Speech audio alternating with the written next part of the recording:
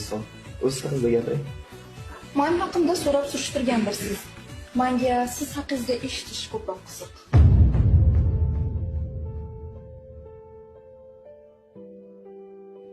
Xo'p.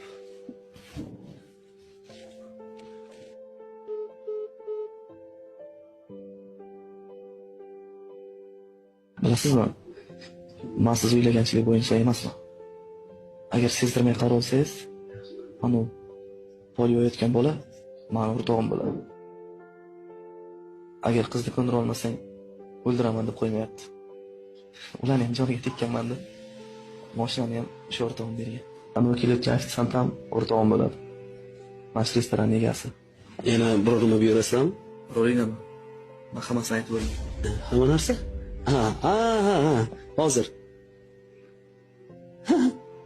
Xullas men oddiy ustaman. Oddiy mashinada yuraman.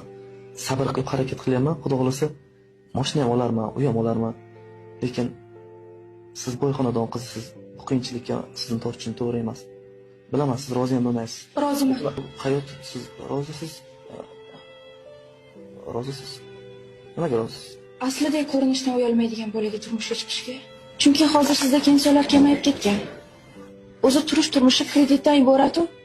Lekin yurish turishi, gapirishi olamni buzadigan insonlar juda ham ko'p. Yoki otasini puliga yuradigan boyvachchalarni gapirmasa ham bo'ladi. Meni nechta dugonam shunaqa boyligiga uchib erga tegib ana hozir ajrashib ketishgan. Menga haqiqiy baxt kerak. Baxtli ko'rinish emas yoki o'zidan baxtlini yasagan inson bilan yashash emas. Bilasizmi?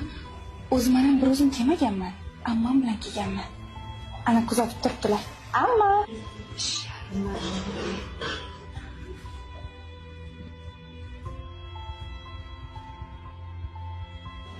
O'rtoq, sizlarni ham qiynab qo'ydimmi? Lekin inson haqiqat bilan ham o'zini baxtini topsa bo'lar ekan. Haqiqiy baxt oddiylikda. Xo'sh.